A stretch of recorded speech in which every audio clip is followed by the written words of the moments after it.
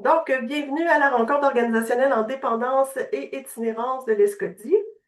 Je vous présente mes deux collègues aujourd'hui qui vont co-animer avec moi, Dr Marie-Ève Goyer, directrice scientifique de l'ESCODI, et Annie Brouillette, consultante à l'ESCODI, conseillère en éthique. Donc, elle est là pour nous aider à réfléchir dans des grandes réflexions et nous amener vers des pistes intéressantes sans oublier en pesant le pour et le contre.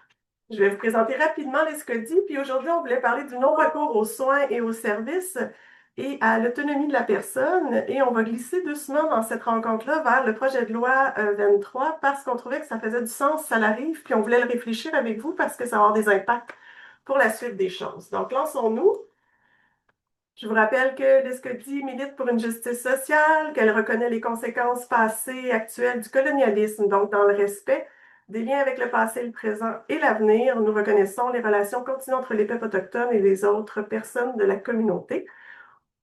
On vous encourage fortement à reconnaître le territoire non cédé que vous occupez en ce moment durant cette rencontre et à tous les jours, et d'en prendre davantage sur l'histoire des territoires ancestraux partout à travers le Canada. Le mandat de notre rencontre, c'est d'offrir un espace de discussion organisationnelle sans jugement qui regroupe différents membres d'équipe qui organisent l'offre de services, les trajectoires et les implantations des meilleures pratiques en dépendance et itinérance dans le réseau de la santé. On veut permettre également un transfert d'informations, d'échanges et de concertation entre pairs. Donc, soutenons-nous, aidons-nous, parlons-nous, n'hésitez pas à prendre parole durant la rencontre. Je vous invite, si vous avez envie de partager dans le chat avec quoi vous arrivez dans cette rencontre aujourd'hui. Moi, je vais vous le dire de vive voix, je suis fatiguée. On a eu une grosse journée annuelle. Je ne sais pas pour ceux qui y étaient, mais je l'ai encore dans le corps. Donc, j'essaie de récupérer tout tranquillement, mais ce fut énergisant et vraiment rempli de belles présentations et de plein de gens qui étaient avec nous en ligne et en personne. On était près de 500 personnes au total. Je ne sais pas s'il y a des nouveaux, mais rapidement, l'ESCODI, c'est une équipe qui vient soutenir les professionnels et les gestionnaires du réseau de la santé et des services sociaux qui croisent des personnes qui ont des enjeux de dépendance ou qui vivent des situations d'itinérance. Ce qui fait la force de l'ESCODI, c'est l'ensemble des gens qui y sont et vous qui êtes là pour nourrir nos réflexions pour assurer de pouvoir répondre à vos besoins et faire des outils qui vont vous aider. Je ne marquerai pas dans le mandat. Je crois que vous connaissez bien. Pour les nouveaux, je vous invite à aller sur notre site web dépendanceitinérance.ca. Dans l'onglet À propos, vous saurez tout sur nous. Nous n'avons pas de secret.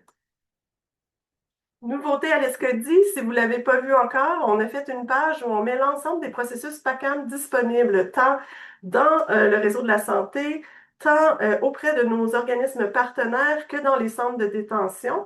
Donc, je vous invite à aller sur ce lien pour pouvoir avoir accès à l'ensemble de l'information. Et je vous rappelle que nous avons fait également accès direct qui vous permet de savoir quelles sont les ressources sans barrière d'accès ou au minimum de barrières d'accès pour les personnes avec des enjeux de dépendance ou d'itinérance. Si vous avez des ressources qui ne se trouvent pas, informez-nous, on va les rajouter sans souci. Puis s'il y a des informations à mettre à jour, on est disponible aussi pour recevoir vos commentaires.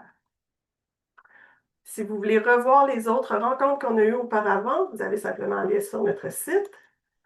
Dans Ressources par thème, vous choisissez Outils organisationnels, Rencontres organisationnelles en dépendance et itinérance et vous allez avoir l'ensemble des enregistrements et des présentations également en PDF. Nous allons vous envoyer tous ces liens-là de la rencontre qu'on a en ce moment, quelques jours après, là, en début de semaine prochaine. Donc, vous allez pouvoir avoir le PowerPoint avec les liens cliquables.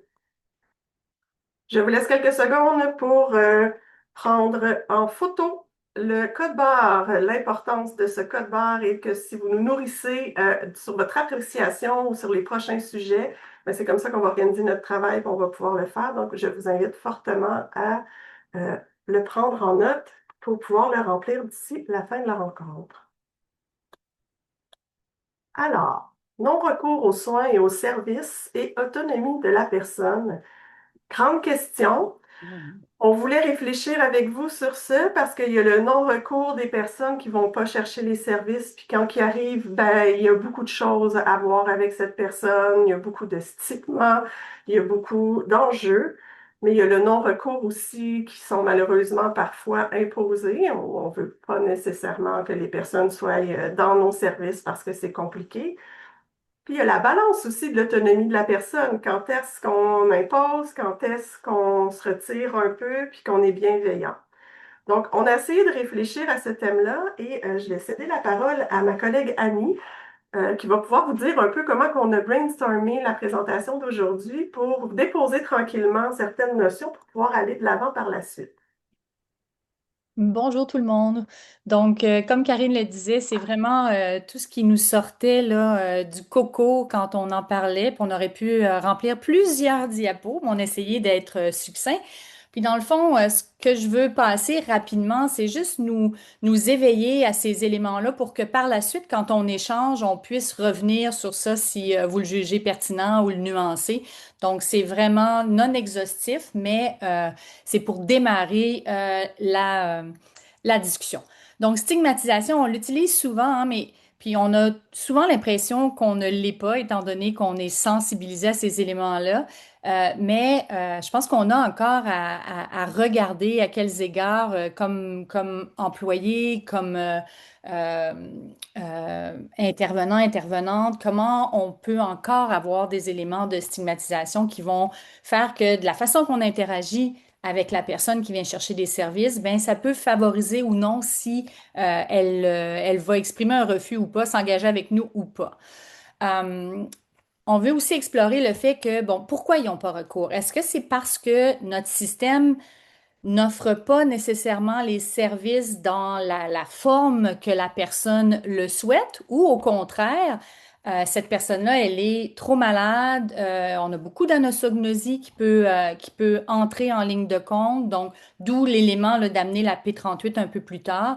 Donc, est-ce qu'on peut réexplorer ces éléments-là entre ce qu'on offre et les capacités les besoins de la personne, mais c'est les capacités également à saisir ces opportunités-là.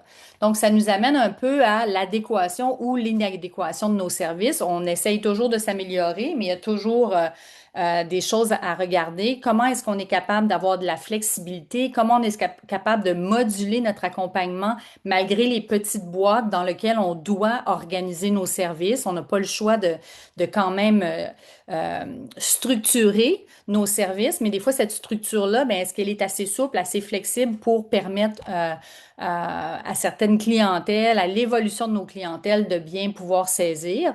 La complexité du réseau, hein, tant pour nous qui organisons les services, on essaie de s'intégrer, de ne pas dupliquer, d'être en continuité, mais en même temps, pour la personne qui vient chercher des services, c'est pas simple toujours. Est-ce qu'on est capable de faire preuve de compréhension par rapport à ça, puis d'adapter encore notre accompagnement?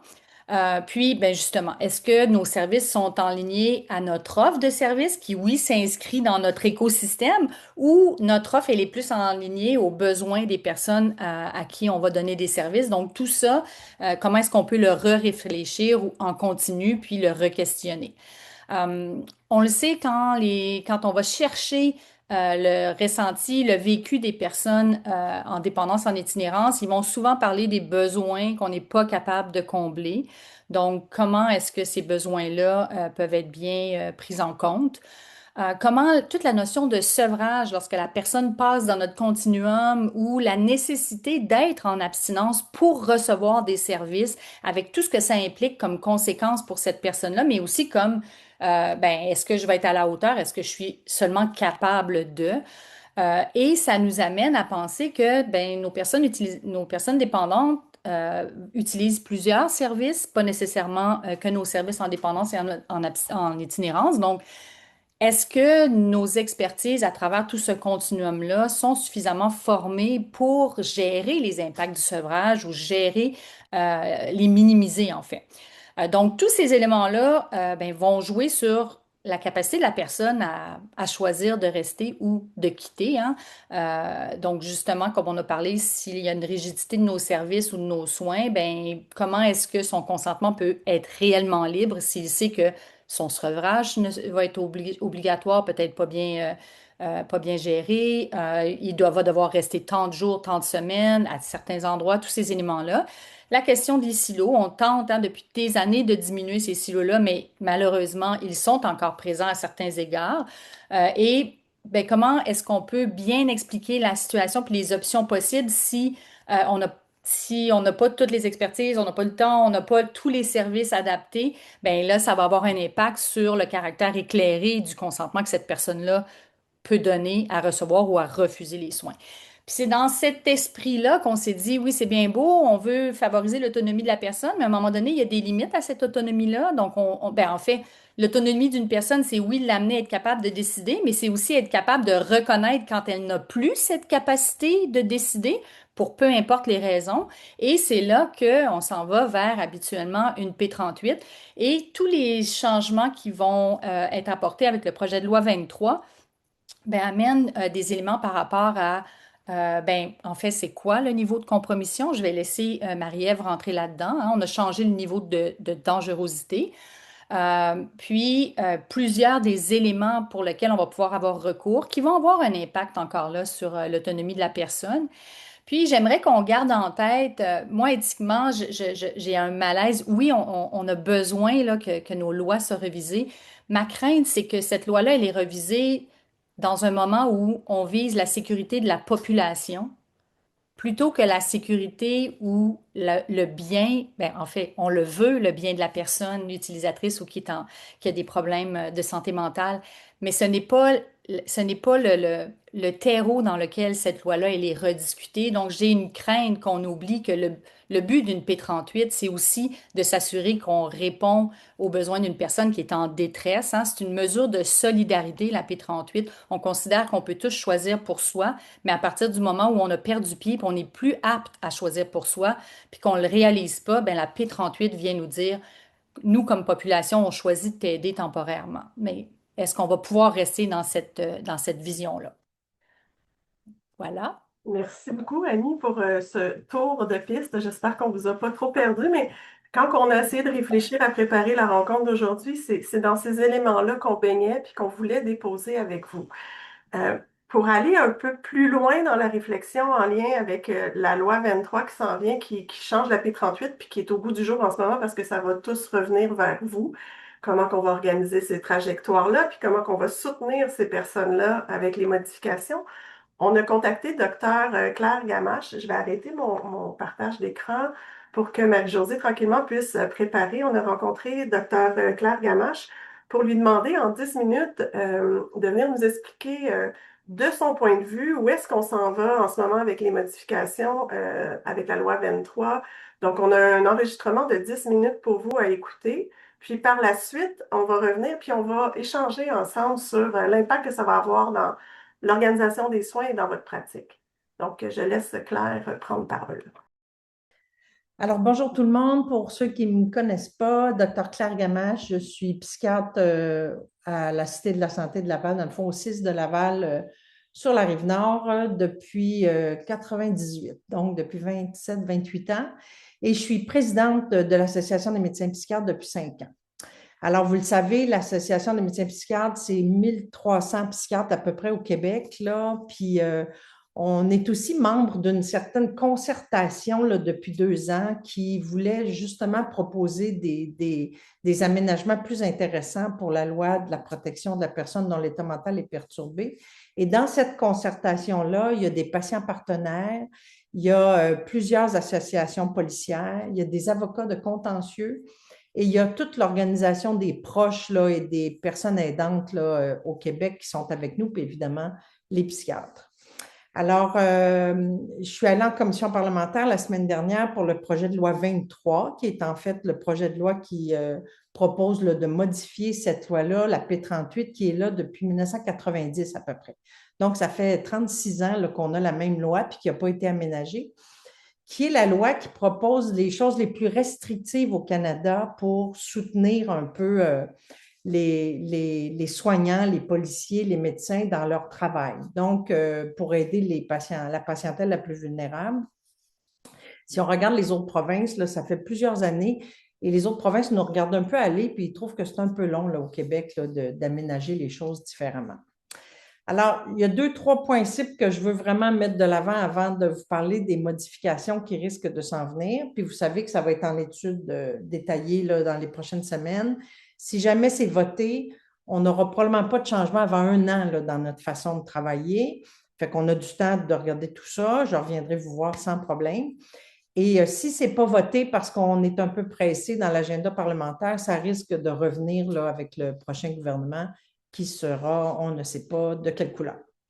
Alors, première chose extrêmement importante, briser la stigmatisation autour des troubles mentaux. Partout, je répète là, que les troubles mentaux ne sont pas reliés à la violence. Hein. Il y a pas plus que 3 à 5 des événements violents dans la société qui sont le fait de gens qui ont des troubles mentaux graves. Donc, c'est 95 des meurtres, des agressions dans la société sont le fait de gens qui n'ont pas de troubles mentaux graves. Donc, il faut vraiment relativiser là, tout ça. Et c'est pour ça que la majeure partie des gens qui ont des troubles mentaux graves ne seront jamais dangereux, ce qui fait que c'est un peu particulier d'attendre qu'il y ait un danger grave et immédiat pour essayer de s'occuper d'eux puis de les aider. Deuxième élément extrêmement important, j'ai beaucoup insisté en commission parlementaire, c'est vrai qu'on manque de ressources en psychiatrie et c'est extrêmement important de travailler à améliorer les ressources. Et pour ça, ça nous prend des gens dédiés. Puis il y a 2 grands projets actuellement là, qui fonctionnent bien, c'est les alternatives à la P38. Donc, il y a des ressources communautaires, il y a des équipes mixtes qui travaillent avec les policiers au Québec qui ont réussi à diminuer énormément le recours au transport forcé à l'hôpital.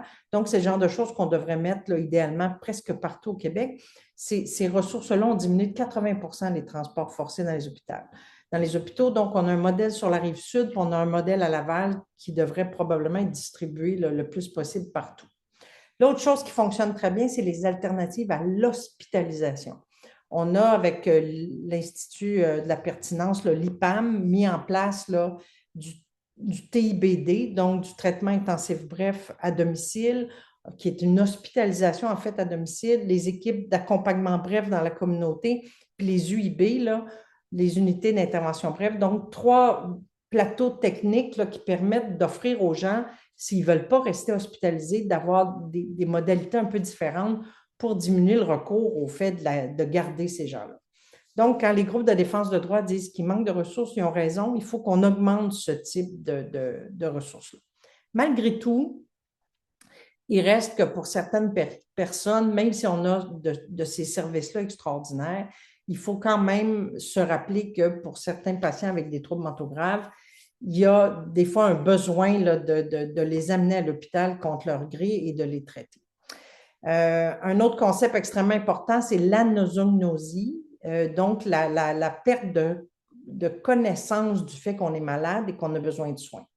Donc, jusqu'à 60% là, des gens qui ont une schizophrénie ou qui sont en psychose là, pendant une manie ne sont pas conscients qu'ils sont malades. Donc, c'est normal qu'à ce moment-là, ils ne considèrent pas pertinent d'être amenés à l'hôpital pour être traités.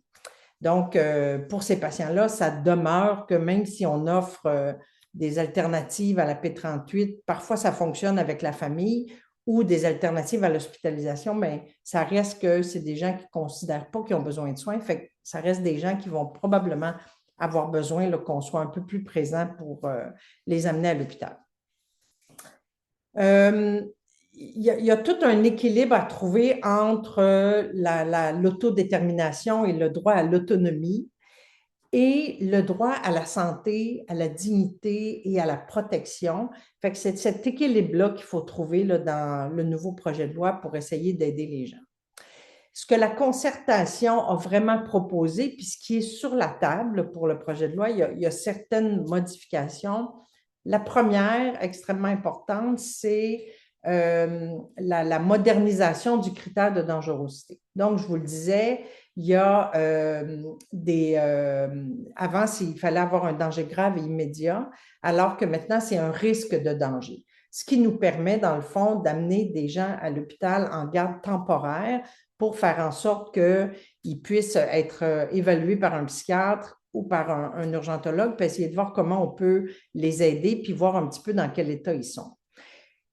on a aussi réussi à diminuer beaucoup toute la complexité des gardes. Donc, au lieu d'avoir une garde préventive pour ensuite demander au tribunal pour évaluer une personne avec une garde provisoire, parce qu'avant, il fallait demander aux tribunaux pour pouvoir évaluer au niveau psychiatrique les patients. Là, c'est une garde temporaire. Donc, ces deux gardes-là sont fusionnés dans le projet de loi.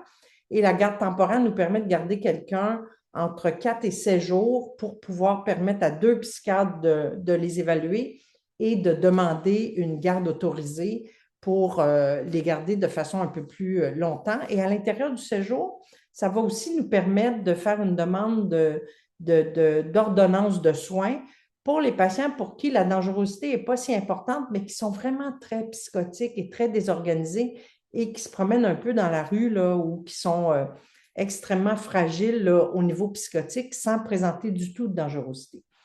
Donc, deuxième chose, les gardes qui sont beaucoup simplifiées, la garde temporaire et la permission d'examiner quelqu'un, même s'il n'est pas tout à fait d'accord, tout à fait apte, pour ensuite faire une demande de garde autorisée.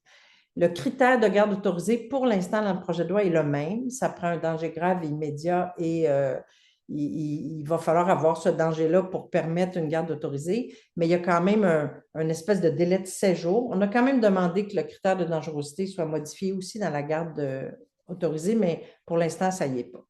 Il y a un regroupement aussi, un espèce de tribunal unifié, intégré, ce qui fait qu'on n'a plus besoin d'aller à la Cour du Québec pour les gardes autorisées et à la Cour supérieure pour leurs ordonnances de soins. C'est un notaire qui va être un peu formé en psychiatrie, qui va recevoir un peu toutes ces demandes-là, soit à l'intérieur du séjour, soit avec un délai un peu plus long, mais on n'aura plus des gens hospitalisés 2-3 mois là, en attente de la Cour supérieure pour avoir une ordonnance de traitement. On a aussi demandé à ce que le communautaire et les familles soient un peu plus impliqués là, dans cette idée-là là, de garde et de soins.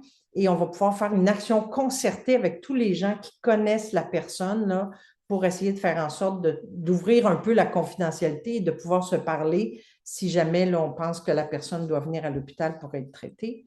L'autre chose, c'est que tous les patients vont avoir droit à l'aide juridique pendant le processus et ce qui va permettre là, d'avoir une capacité là, de se défendre si jamais il y a des choses problématiques. Fait que les gros changements, c'est un peu ça, garde temporaire, simplification, action concertée avec le fait qu'on ouvre un peu là, les dossiers pour pouvoir se parler là, à l'extérieur un peu de la confidentialité habituelle, l'aide juridique, puis une façon là, beaucoup plus fluide et simple, puis on déjudiciarise un peu la santé mentale et la psychiatrie en évitant de se retrouver au tribunal puis au palais de justice. Fait que c'est un peu l'ensemble des choses là, qui seraient différentes là, dans le projet de loi actuel. Donc, j'espère que cette vidéo vous a permis d'avoir un regard éclairé du point de vue de Dr. Claire Gamache. J'ai regardé voir si c'était dans le chat parce qu'elle m'a dit qu'elle essaierait peut-être de venir nous rejoindre, mais je ne l'ai pas vue. Donc, je ne crois pas qu'elle est là. Si jamais, Claire, tu y es, fais-nous signe. Ça va nous faire plaisir de t'avoir pour pouvoir échanger avec les gens. Je reviens à la présentation. Donc, voilà. On va essayer de faire ça rapidement. Fait que j'ai dit à Marie-Ève que je lui donnais juste 5 minutes parce que l'objectif, c'est qu'on puisse avoir du temps d'échange ensemble pour pouvoir discuter.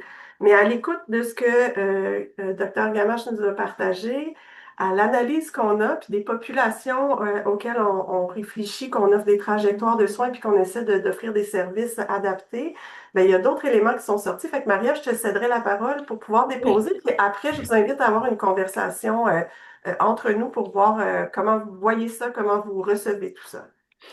Oui, puis il y a des choses qui se répètent. Dans le fond, mon objectif, c'était de vous faire un résumé un peu des grands points saillants qui vont changer des choses pour nous dans nos équipes. Puis peut-être d'ouvrir aussi la discussion sur, là, Claire Gamache est la présidente de l'Association des médecins psychiatres, mais c'est de voir tout ce que ça veut dire pour les patients itinérance, dépendance aussi, qui vont être inclus là-dedans. Et donc, c'est aussi mon biais dans le sens où moi, c'est cette pratique-là que j'ai. Donc, prenez ça avec ce grain de sel-là. Donc, vous avez bien entendu, on passe d'un critère de dangerosité immédiate vers un risque de compromission. Et ce qu'on veut dire par compromission, c'est vraiment une évaluation clinique. Donc, on passe d'une vision plus défensive à une vision plus d'évaluation médicale, IPS, qui peuvent décider quand est-ce que l'état de santé mentale physique est tellement détérioré qu'on a passé une ligne. Et l'exemple que je peux vous donner pour la dépendance, en tout cas comment moi je le vois, là, ça c'est moi qui dis ça, le meilleur exemple c'est l'anorexie pour nos personnes en dépendance. C'est pas toutes les personnes en dépendance qui se détériorent à un tel niveau. C'est pas toutes les personnes qui ont des problèmes alimentaires qu'on va hospitaliser de force contre leur gré avec un problème d'anorexie. Mais là, nous, où est-ce qu'on va mettre la ligne en dépendance ou en itinérance de la compromission? Donc, il se posera cette question-là pour nous. Mais ça va faire en sorte donc que ça va être beaucoup plus clinique l'évaluation qu'avant et donc des médecins et des IPS pourraient décider sans passer par le tribunal d'envoyer quelqu'un pour l'évaluation avec ce que vous avez entendu de la garde temporaire. Le changement du rôle des services d'aide en situation de crise, donc en psychiatrie, il y a beaucoup les services de crise qui sont utilisés, mais là, cette évaluation-là de la compromission va aussi beaucoup passer par eux, beaucoup moins par les policiers. On va essayer de centrer sur des cliniciens, et là, vous avez vu peut-être dans les médias toutes les questions sur comment on va former ces gens-là, comment on va s'assurer qu'ils ont tout ce dont ils ont besoin pour évaluer une compromission qui est beaucoup plus subtile que il veut tuer quelqu'un ou il veut se suicider. Là, c'est des critères peut-être un peu plus clairs. Le processus d'action concertée, vous l'avez entendu aussi, où on va faire donc une évaluation de groupe. Et là, vous avez entendu aussi les enjeux de confidentialité. On peut donc utiliser la famille, les organismes communautaires quand on veut se faire une tête à savoir s'il y a réellement compromission ou pas, comment on va faire ça, quand est-ce qu'on va ouvrir cette boîte-là. Claire n'a pas parlé, mais il y avait toute la notion des directives psychiatriques anticipées comme les directives médicales anticipées, là. C'est-à-dire que, par exemple, quelqu'un qui serait bipolaire et qui sait que quand il est en phase maniaque, peut perdre contact avec la réalité, pourrait à l'avance énoncer ce qu'elle souhaite. Et là, ben, ça pose toute la question de quand est-ce que la directive s'applique, même si la personne dit finalement je ne veux pas l'appliquer, quand est-ce qu'on va contre l'autonomie. Donc, voyez-vous comment il y a plusieurs enjeux là. Les gardes temporaires, elle en a bien parlé, l'aide juridique gratuite, un grand plus, la simplification aussi des tribunaux en mettant tout ça au niveau des tribunaux québécois. Est-ce qu'on n'a pas entendu aussi, c'est tout le volet aussi d'une certaine obligation d'un filet de sécurité au congé de l'hôpital aussi, qui est quelque chose qui n'est pas toujours fait.